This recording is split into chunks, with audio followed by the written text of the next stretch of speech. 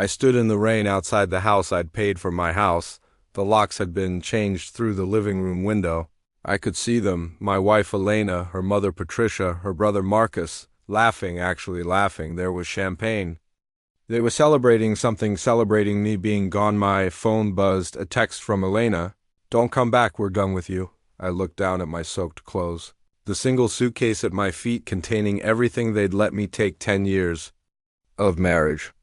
Reduced to this, but what they didn't know, what none of them knew, was that the call I'd received 2 hours earlier would change everything. Let me back up. My name is David Chun. I'm 42 years old. For the past decade, I've been what you might call financially comfortable, not rich comfortable. I worked as a senior project manager at a tech firm. Good salary, stable, predictable. I met Elena at a conference in Seattle. She was beautiful, the kind of beautiful that turns heads. Dark hair, green eyes, this laugh that could light up a room. She worked in marketing for a boutique firm. We clicked immediately. Our first date lasted 12 hours. We talked about everything, our dreams, our fears. She told me about growing up in a family that struggled financially, how she'd worked 3 jobs to put herself through college. I told her about my own modest upbringing, how my parents had immigrated from Taiwan with almost nothing. I want to build something real, she said that night, holding my hand across the table. Not just money or status, something that matters. I believed her. We married 8 months later, small wedding, just family and close friends. Her mother, Patricia, seemed pleasant enough then, though I noticed how she asked detailed questions about my job, my savings, my prospects. Her brother, Marcus, barely acknowledged me, too busy on his phone to engage in conversation, but Elena loved me. That's what mattered. The first few years were good. We bought the house together. Well, mostly me. I put down the entire down payment, $180,000 that I'd saved over years. Elena contributed to the mortgage payments when she could. Though her marketing job didn't pay as well as mine, I didn't mind. Marriage is partnership, right? What's mine is yours. That's what I believed then, about 3 years ago. Things started shifting. Patricia began showing up unannounced, first once a month, then weekly. Then she had a key. Mom's going through a hard time, Elena explained. Dad left her. She needs family support, so Patricia moved into our guest room temporarily. Elena promised 3 years later she was still there. Marcus lost his job around the same time, just until he gets back on his feet. Elena said he moved into the basement. Our house became their house. I'd come home from work to find Patricia rearranging furniture, criticizing the way I kept my office, commenting on the food I ate. "You really should make more money, David," she said once, not even looking up from her magazine. "Elena deserves better than this."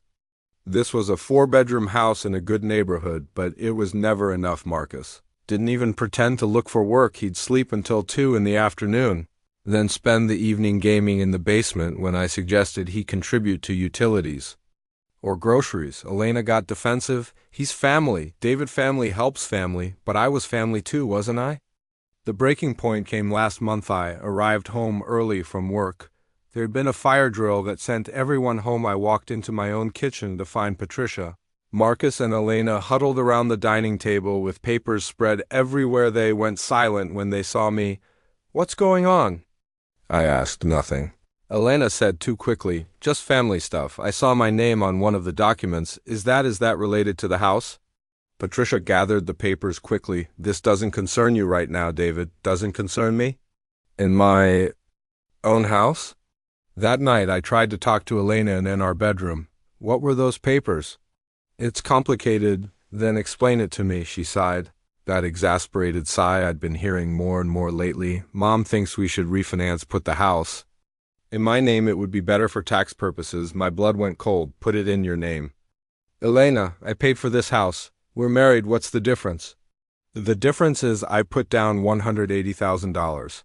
I've been paying the mortgage for 10 years, and now you want to transfer ownership without even discussing it with me?" "You're being paranoid." "Am I?"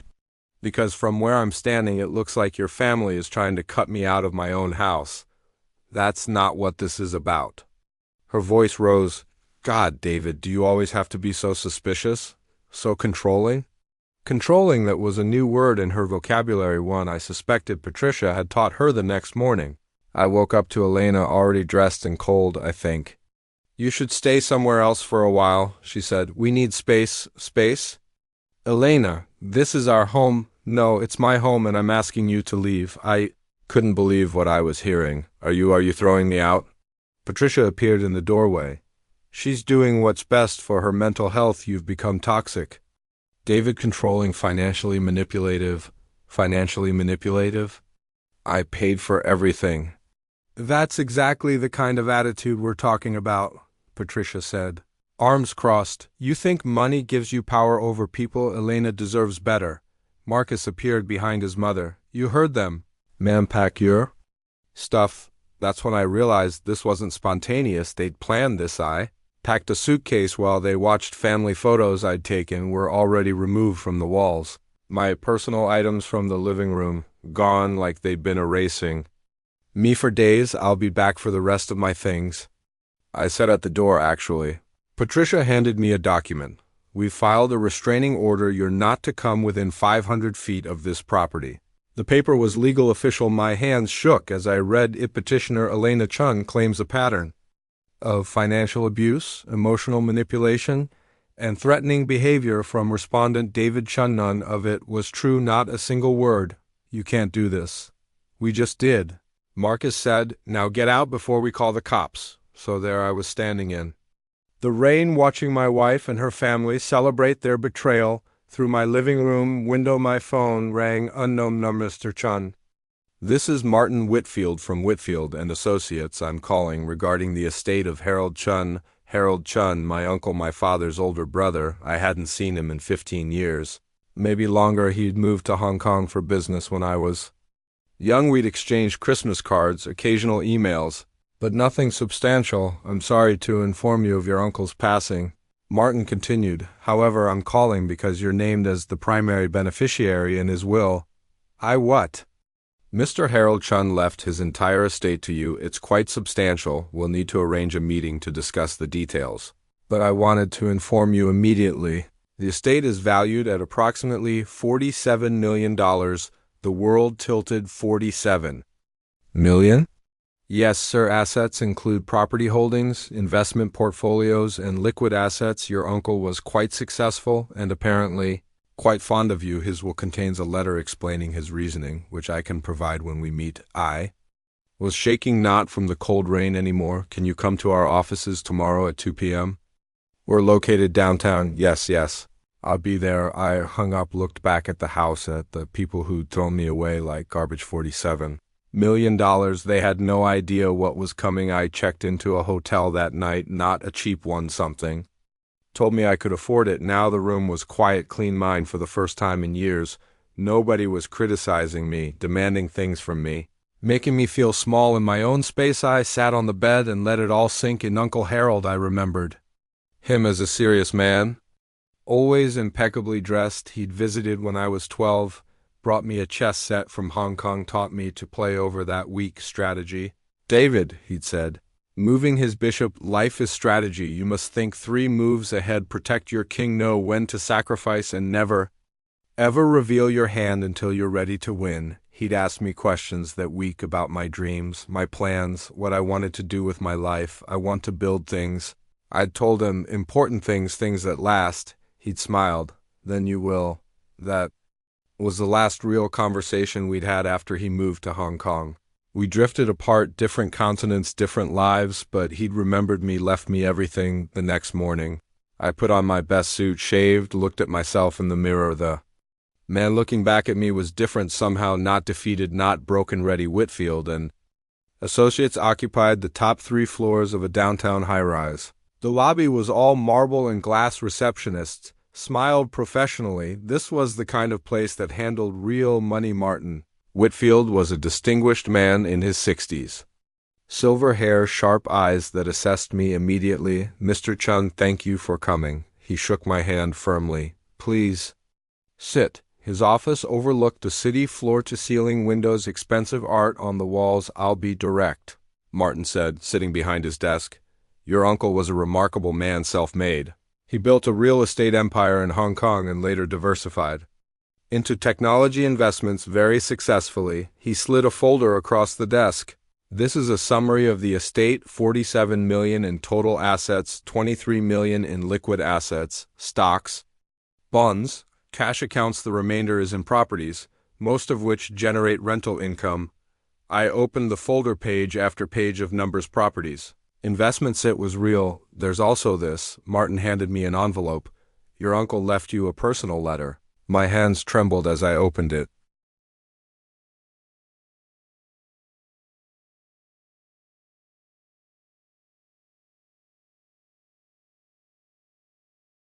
Dear David, if you're reading this, I'm gone. I hope I lived long enough to make this inheritance substantial enough to Matariv. Watched your life from a distance, more than you probably realized. I know about your marriage, your career, the choices you've made to prioritize others over yourself. You have your father's kindness, his generosity. These are admirable qualities, but they can also be weaponized against you by people who see kindness as weakness. This money is not just wealth, it's freedom. Freedom to choose who deserves your loyalty, freedom to walk away from those who diminish you, freedom to build the life you actually want, not the life others demand of you. Use it wisely, use it strategically, and remember what I taught you about chess. Never reveal your hand until you're ready to win your uncle. Harold. I had to set the letter down, my vision blurred, known somehow. He'd known I needed this, needed him. There's one more thing, Martin said gently. The estate includes a penthouse here in the city. Fully furnished. Your uncle maintained it for his visits to the States. It's yours now. You can move in immediately. If you'd like a penthouse? 24th floor, corner unit, 3,000 square feet, harbor views. He smiled slightly. Your uncle had excellent taste. I thought about the hotel room, about the house I'd been thrown out of. Yes, I said, I'd like to see it. The penthouse was stunning. Hardwood floors, floor-to-ceiling windows with panoramic views of the harbor and city skyline.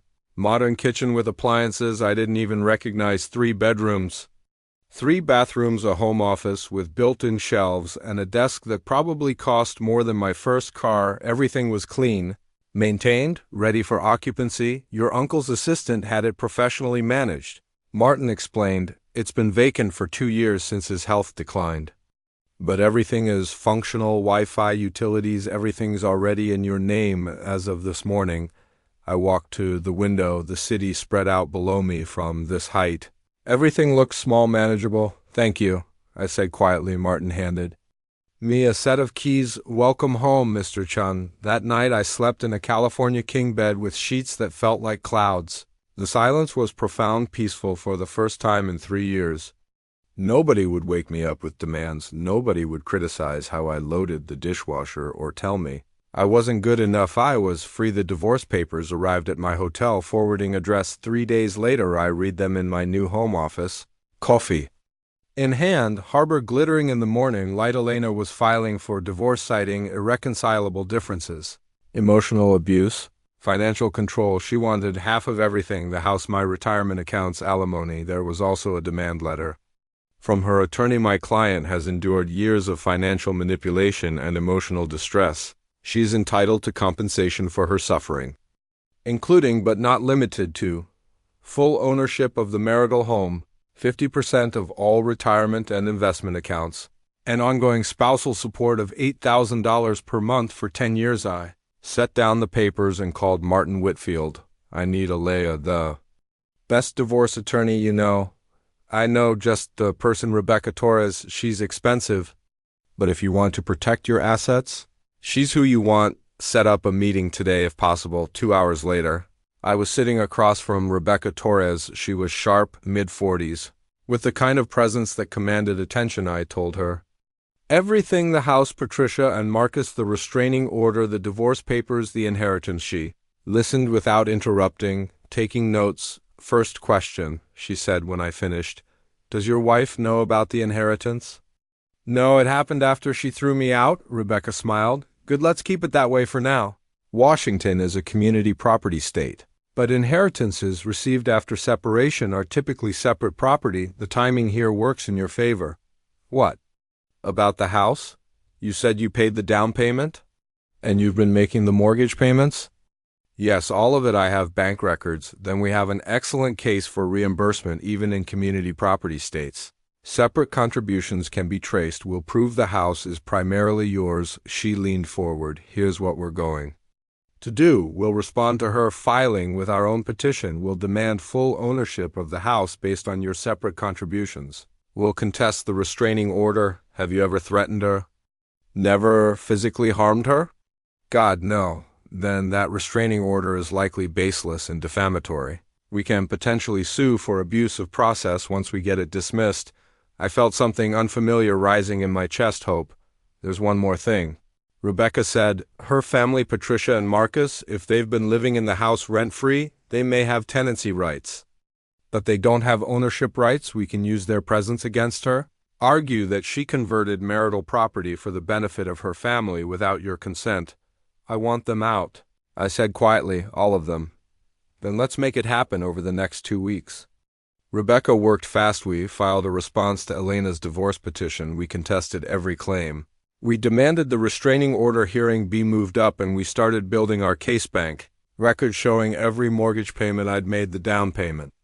Documentation proof that Elena had contributed minimally email records where I'd raised concerns about her family living in our house. Rebecca compiled it all into a devastating legal narrative. Meanwhile, I started my new life. I bought a new wardrobe. Not flashy, but quality, the kind of clothes that made you look successful without trying. I bought a car, not a Ferrari or anything ridiculous, but a sleek Tesla Model S, smooth, quiet, powerful. I went to the gym, started eating better, slept 8 hours a night without the constant stress of Patricia's criticism and Elena's coldness. I felt years younger. I also started reading Uncle Harold's journals. Martin had given them to me. Leather-bound books where Harold documented his business philosophy, his life lessons, his strategies. One entry stood out. People will reveal who they really are when they think you're powerless. Take notes. Remember when you have power again? You'll know exactly who deserves your trust and who deserves your distance. He'd been right about so many things. The restraining order hearing was held in a cold courtroom on a gray Thursday morning. Elena showed up with her mother and brother. She looked different, harder. Somehow Patricia had her arm. Whispering in her ear, Marcus sat behind them, arms crossed, glaring at May, sat with Rebecca, calm, composed. The judge reviewed the case. Miss Chun, you've petitioned for a restraining order against your husband based on claims of threatening behavior and emotional abuse. Can you provide specific examples? Elena stood. Your Honor, my husband, he would control all the finances, monitor what I spent, make me feel guilty for buying anything. He'd raise his voice, make me feel small. The judge looked unimpressed. Did he ever threaten violence? Well, no, not directly, but the implication was always there. Did he ever physically harm you or prevent you from leaving? No, but did he destroy property, threaten self-harm, stalk you? Elena faltered. No, Your Honor. Rebecca stood. Your Honor, my client has never threatened his wife. He has no criminal record, no history of violence. The claims in this petition are vague and unsupported by evidence. Meanwhile, my client was forcibly removed from his own home, a home he paid for. Based on these baseless claims, his reputation has been damaged, his access to his property denied. The judge reviewed the documents. Miss Chun, I'm not seeing evidence here that meets the standard for restraining order. Disagreements about finances in a marriage, even contentious ones, don't constitute threatening behavior. But Your Honor, Patricia started to stand. Ma'am, you're not a party to this case. Please sit down. Patricia's face went red. The judge looked at Elena. I'm dismissing this restraining order. Mr. Chun is free to return to his property. However, given the pending divorce, I'm going to issue a mutual temporary order that both parties avoid confrontation and document all interactions. Do you both understand? Yes, Your Honor, I said. Elena just nodded, her face pale. Outside the courtroom, Patricia grabbed Elena's arm. That judge is biased. We need to appeal. Marcus stepped toward me. This isn't over, actually, Rebecca said smoothly, stepping between. U.S., it is. And if you threaten my client again, we'll add harassment to the divorce proceedings. I suggest you walk away. Marcus looked like he wanted to swing at someone. Patricia pulled him back.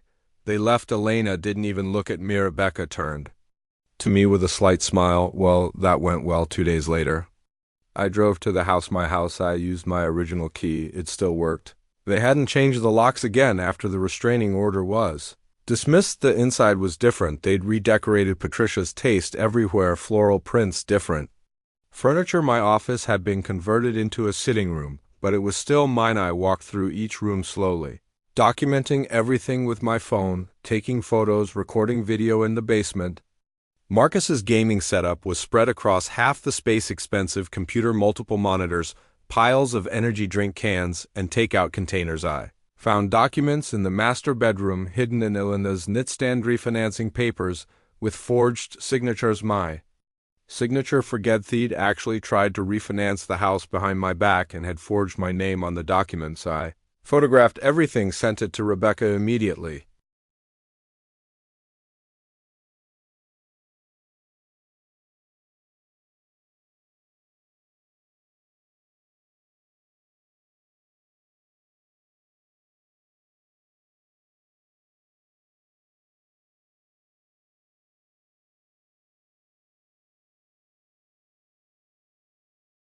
Elena's lawyer tried to claim it was a misunderstanding, that I'd given verbal permission, that the signatures were legitimate, but forensic analysis proved otherwise. The signatures were forged badly. The judge was furious.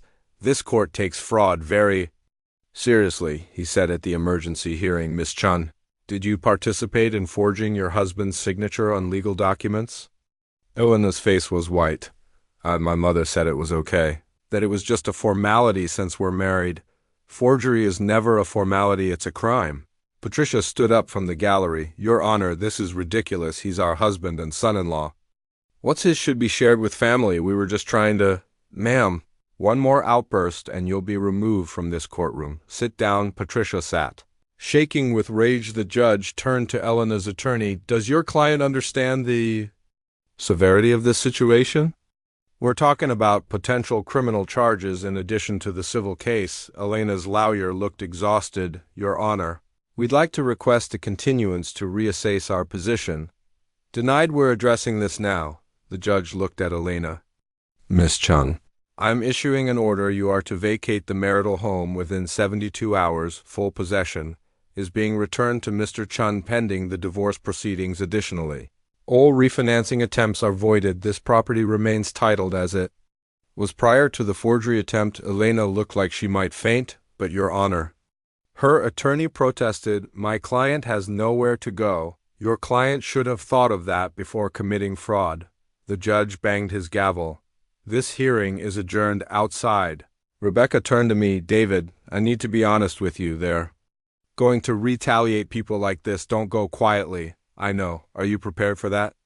I thought about Uncle Harold's letter, about chess, about revealing your hand. Yes, I said, I am. Elena called me that night, first time we'd spoken directly since she threw me out. David, please, we need to talk. About what?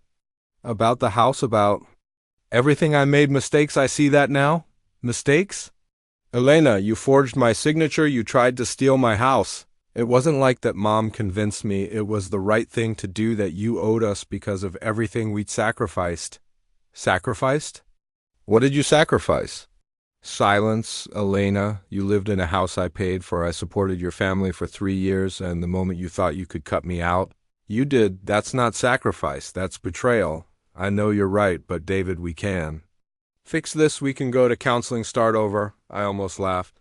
You threw me out in the rain. Your mother called me toxic. Marcus threatened me. You filed a fraudulent restraining order and now you want counseling? I was confused, manipulated. Please, David, don't do this. I'm not doing anything. Elena, you did this, all of it. If you force us out, we have nowhere to go. You should have thought of that before I hung up. She called back immediately. I didn't answer. 37 missed calls over the next hour, texts flooding in. Please don't do this. We can work this out. You're being cruel. This isn't who you are, but it was who I was. Now finally moving day arrived. I hired a company to change all the locks, installed a security system with cameras. I wanted documentation of everything. Elena and her family showed up in a U-Haul truck. Patricia's face was thunderous. I watched from inside as they loaded their belongings. Marcus made obscene gestures at the cameras. Patricia shouted through the door, "You'll regret this, David." You think you've won? You've just made enemies. Elena cried on the front lawn, a manipulative performance for the neighbors. I realized trying to paint me as the villain, but I'd lived in this neighborhood for 10 years. People knew me, knew I'd been the one maintaining the yard, helping neighbors with their projects, organizing block parties. Mrs. Patterson from next door actually came over to Patricia. "I think you should leave now. You've caused enough trouble." Patricia looked shocked. "You don't understand." "I understand that David has been nothing but kind to this neighborhood while you and your family have been freeloading off him for years. We all noticed. We're glad he finally stood up for himself." Other neighbors were nodding. Patricia and Marcus loaded the last boxes. In furious silence, Elena got in the truck, mascara streaking her face as they drove away. Elena looked back at me through the window. I felt nothing, no satisfaction, no sadness. Just relief. They were gone. The divorce proceeded quickly after that, with the fraud documented and the forged signatures proven. Elena had no leverage. Her attorney advised her to settle. Rebecca negotiated aggressively. "Your client attempted to defraud Mr. Chun of his primary asset," Rebecca wrote in a formal letter to opposing counsel. "She has no claim to a property she tried to steal. Furthermore, given her actions, Mr. Chun is requesting that she waive any claim to alimony, retirement assets, or community property division. In exchange, we won't pursue criminal charges for the forgery." It was hardball, but it worked. Elena signed the settlement agreement. 3 weeks later, she got nothing: no house, no alimony, no split of my retirement accounts. The only thing community property was our joint savings account, which had $3,400 in it. We split it. She got $1,700. For 10 years of marriage, she walked away with $1,700, and her family 6 months past I settled into my new life. The penthouse became my sanctuary. I'd wake up to harbor views, have my coffee watching the sunrise, go to the gym, work remotely from my home office. Uncle Harold's investment portfolio was being managed by a firm Martin had recommended. The money was growing. I didn't need to touch ID. Found out through the neighborhood grapevine that Elena had moved in with Patricia and Marcus in a small apartment across town. According to Mrs. Patterson, who seemed to enjoy keeping me updated, they were constantly fighting. "Turns out," Mrs. Patterson said over coffee one afternoon, "Patricia can't stand Elena when she's not useful, and Marcus blames Elena for losing their meal ticket. I didn't feel good about their situation, but I didn't feel bad either. They'd made their choices." Then one evening, my phone rang. "Unknown number, Mr. Chung? This is Detective Sarah Morrison. I'm calling about a fraud investigation involving your former spouse." My stomach tightened. "What kind of investigation?" "We've been looking into Elena Chun's financial activities. During our investigation into the forged documents on your property, we discovered other irregularities: credit cards opened in your name, loans taken out using your information. Did you authorize any of these?" No, I didn't." "We'd like you to come in and review the documentation. It appears Mrs. Chun and her family may have been engaging in identity theft and fraud for several years." The evidence was damning. Elena, with Patricia's help, had opened 3 credit cards in my name over the past 4 years, maxed them out, made minimum payments, just enough to avoid default notices being sent to the house. Total fraudulent charges: $67,000. There were also personal loans, small ones, $5,000 here, $8,000 there, taken out online using my information. How did I not know? I asked Detective Morrison. They were careful statements, went to a PO box they controlled. They made small payments to keep things current. You wouldn't notice unless you were running credit checks. What happens now? With your cooperation, we can press charges: identity theft, fraud, wire fraud for the online loan applications. We're talking serious felonies here. I sat back and my Uncle Harold's voice echoed in my mind. "Know when to sacrifice. What happens to Elena if you press charges?" "She's looking at prison time, minimum 2 years. Possibly up to 10, depending on how the judge views the extent of the fraud. 10 years in prison." I thought about the woman. I'd married the woman who'd said she wanted to build something real, something that matters. That woman was gone if she'd ever existed. Do it. I said, "Press charges." Elena was arrested 2 weeks later. Patricia and Marcus were charged as accomplices. Marcus had apparently helped set up the PO box and online accounts. Patricia had coached Elena on how to forge signatures convincingly. It was a family operation.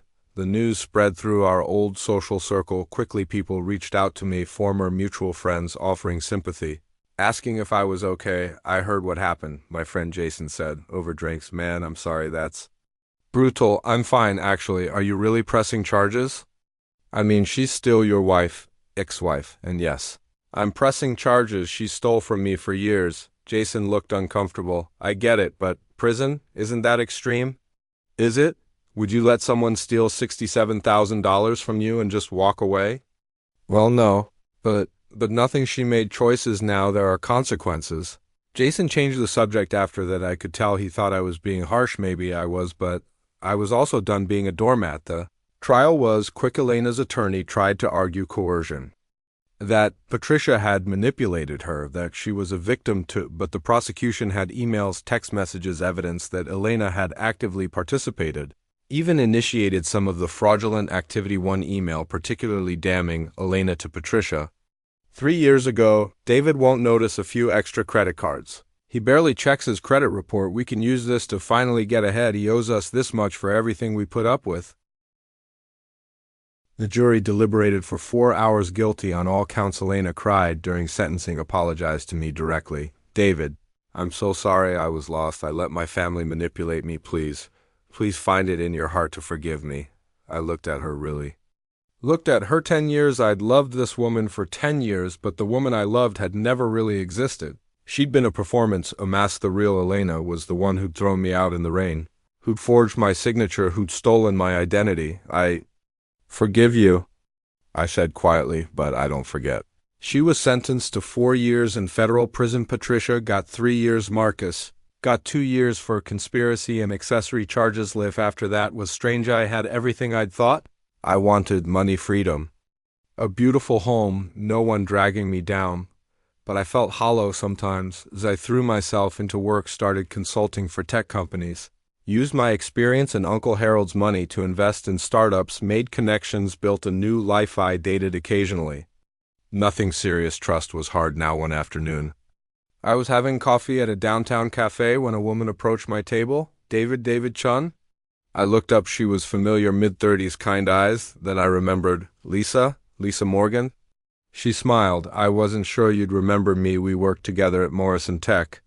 Like 8 years ago? Of course, you were in product development, right? Right. She gestured to the empty chair. Mind if I sit? Please. We talked for an hour. She'd left Morrison Tech to start her own company, a small design firm that was doing well. I heard about your divorce. She said carefully, I'm sorry. Thank you. It's been a journey. I get it. I went through something similar a few years ago, different circumstances, but the same feeling of realizing you've been living someone else's idea of your life. Something, in her words, resonated. How did you move past it? I asked. I built something new, something actually mine. She smiled. It's scary at first, but then it's liberating. We exchanged numbers, started meeting for coffee regularly, just as friends. She wasn't interested in my money, didn't even know about the inheritance, just like talking about work, life, philosophy. It was refreshing. 2 years after the divorce, I decided to visit Uncle Harold's grave in Hong Kong. The city was overwhelming, millions of people, towering skyscrapers, an energy that vibrated through everything. Uncle Harold was buried in a small cemetery overlooking the harbor. His headstone was simple: Harold Chin, 1945 to 2023. Strategic mind, generous heart. I sat beside his grave for an hour, told him everything about Elena, the divorce, the money, my new life. You were right, I said to the headstone, about everything. I just wish I'd understood sooner. The wind picked up, rustling the trees. I felt peace, real peace. Thank you, I whispered, for everything today. I'm 44 years old. I live in a penthouse overlooking the harbor. I run a successful consulting firm with 3 full-time employees. We help mid-sized tech companies optimize their operations. It's challenging work, fulfilling work that's actually mine. Lisa and I have been dating for 6 months now. Nothing rushed. We take our time. She knows about the inheritance, I told her early. Wanted to see how she'd react. That's great. She'd said simply, but I'm interested in who you are, not what you have. And she'd proven it. She pays for half our dates, insists on it, has her own career, her own money, her own life. I don't need you to take care of me. David, she'd said once, I need you to be my partner. There's a difference. There was last week.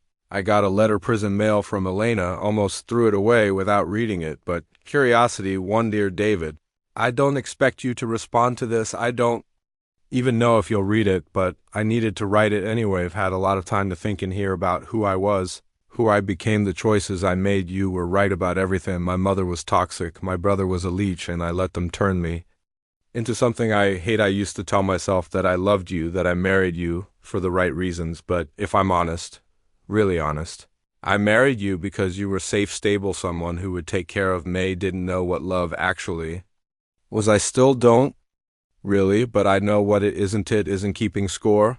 It isn't manipulation. It isn't treating your partner like an ATM machine and a therapist and a parent all at once. You deserve better. You deserve someone who saw you as a person, not a providarium. Not writing this for forgiveness. I know I don't deserve that. I'm writing this because you should know that you were never the problem. You were never toxic or controlling or any of the things we said. You were kind, patient, generous, and we punished you for ID. Hope you're happy now. I really do. I hope you found someone who appreciates the man you are. Getting out in 18 months. I won't contact you. I won't come near you. That's a promise, but I wanted you to know that I'm sorry for all of it. Elena, read the letter 3 times, felt something shift in my chest. Not forgiveness exactly, but closure. Shed finally told the truth. That was something. I folded the letter and put it in a drawer that evening. Lisa came over for dinner. I cooked something I'd gotten good at over the past 2 years. Lemon herb salmon, roasted vegetables, a nice waiter wet on the balcony, watching the city lights flicker to life as the sun set. I got a letter from Elena today, I said. Lisa's hand paused halfway to her wineglass. Oh, how was that? Strange, she apologized, actually took responsibility for everything. How do you feel about that? I thought about it. Relieved. I think like I can finally close that chapter completely. Lisa reached across the table and took my hand. Good, you deserve to move forward. I am moving forward with you, if you want that, she smiled. I want that. We sat in comfortable silence for a moment. You know what's funny? I said, Uncle Harold left me $47 million, changed my entire life, but the best thing that came from all of this wasn't the money. No, it was learning what I'm actually worth, not in dollars. In dignity and self-respect. Lisa squeezed my hand. I could have told you that for free. I laughed. Yeah, but I had to learn it the hard way. Most important lessons work that way.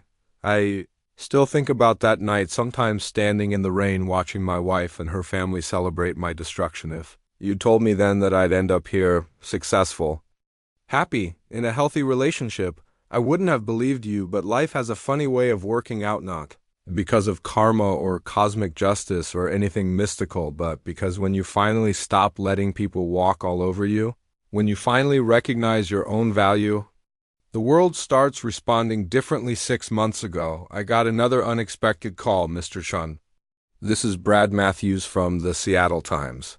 I'm doing a story on financial abuse in marriages and how victims recover. Your case came across my desk, and I was wondering if you'd be willing to share your story. Why would you want to write about me? Because your case is unusual. Most victims of financial abuse are women. Male victims are underreported and often dismissed, but your case had clear documentation, resulted in criminal convictions, and you managed to rebuild your life completely. It's a story that needs to be told. I thought about it. If I do this, I want to be clear about something. This isn't about revenge. It's not about shaming my ex-wife. What is it about? It's about helping other people recognize the signs so they don't spend 10 years of their life being slowly erased. That's exactly the angle I want to take. The article ran 2 months later, front page of the business section. The silent epidemic. Financial abuse and the men who survive it. The response was overwhelming. Emails flooded in, men sharing their own stories, describing similar situations. Wives who controlled all the money, partners who used finances as weapons, families who treated them like ATMs. I thought I was the only one. One man wrote, reading your story made me realize I'm not crazy. Thank you. I responded to every email, started a support group, connected people with resources.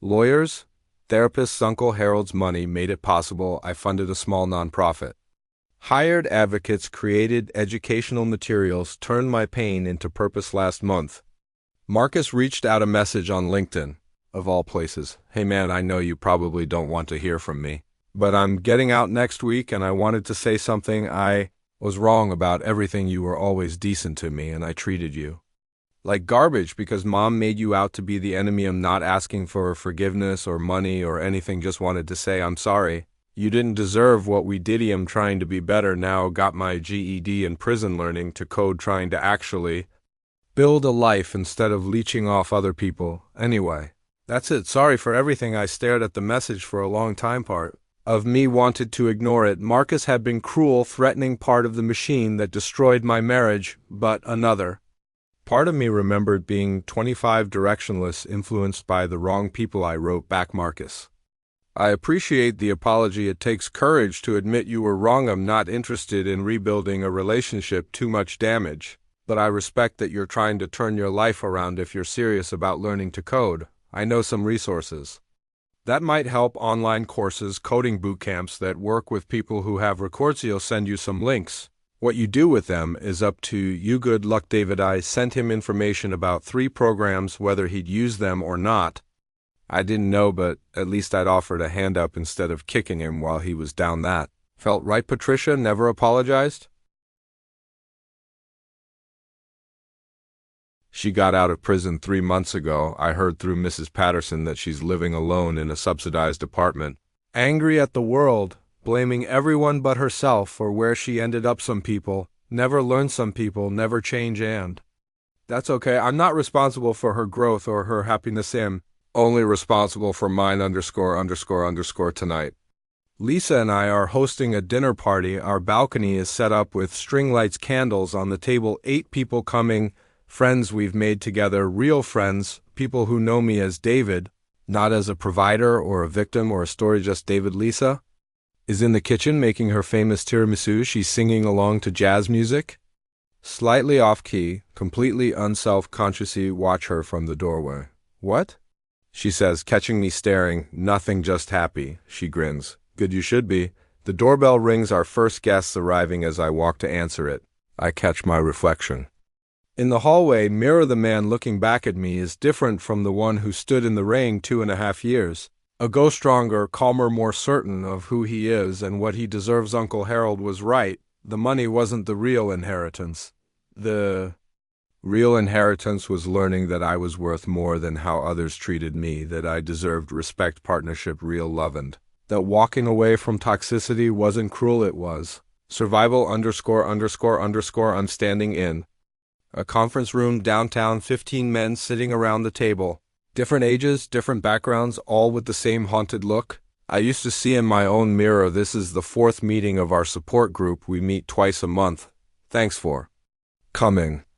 I say, I know it's not easy to talk about this stuff. Society tells us we should be providers, protectors, that if we're being financially abused or controlled, we're somehow less than. Heads nod around the table, but you're not less than. You're human, and you deserve to be treated with dignity. A younger guy raises his hand. Can't be more than 30. I'm still living with her. He says quietly, my girlfriend, she controls everything. My paycheck goes into her account. She gives me an allowance if I question it. She threatens to leave and take our daughter. How long has this been going on? I ask her. 5 years.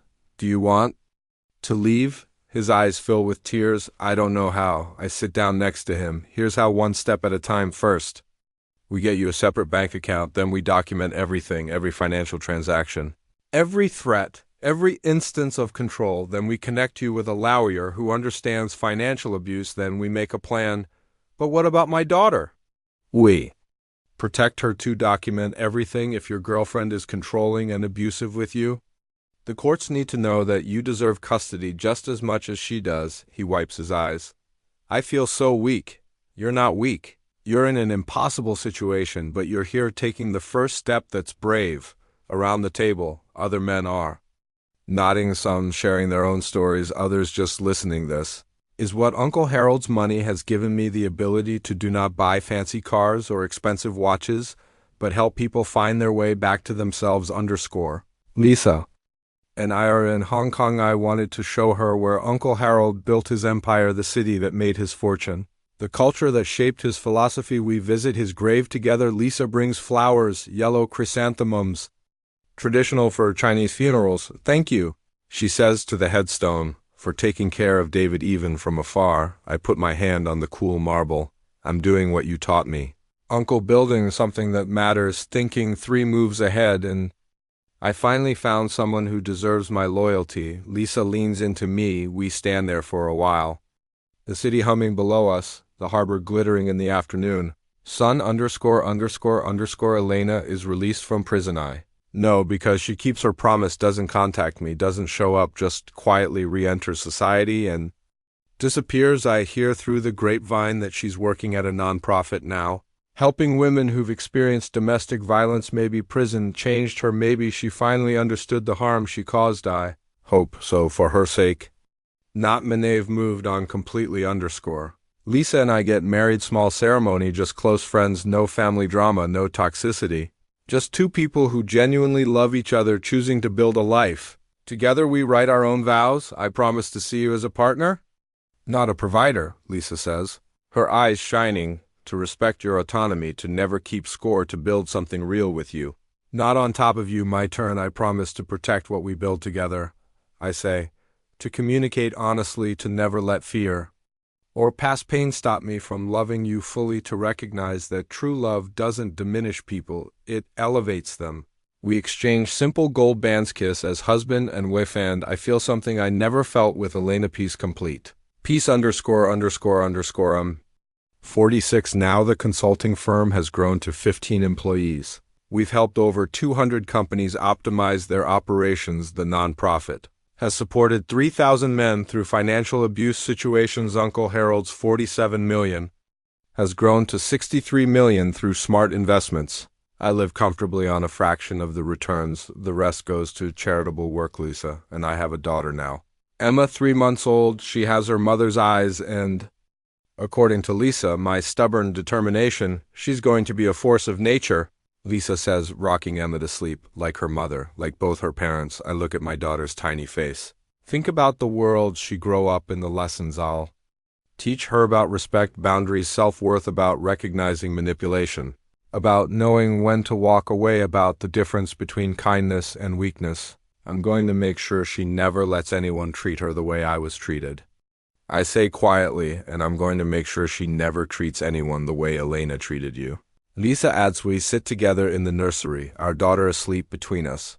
Our future unfolding ____. Sometimes people ask me if I regret the marriage, the 10 years I spent with Elena. I don't. Those years taught me what I don't want, what I won't accept, what real love isn't, and they led me here to this life, this family, this purpose. Rain that night, standing outside that house, felt like the end, but it was actually a beginning, the beginning of learning to value myself, the beginning of building boundaries, the beginning of understanding that sometimes the most loving thing you can do is walk away ____. If you're reading this and you recognize yourself in my story, if you're the one making all the sacrifices, paying all the bills, shrinking yourself to keep the peace, hear me. You deserve better. You deserve a partner who sees you as an equal, not a resource. You deserve respect, appreciation, and genuine love. And if you're not getting those things, it's not because you're not enough. It's because you're with the wrong people. Walk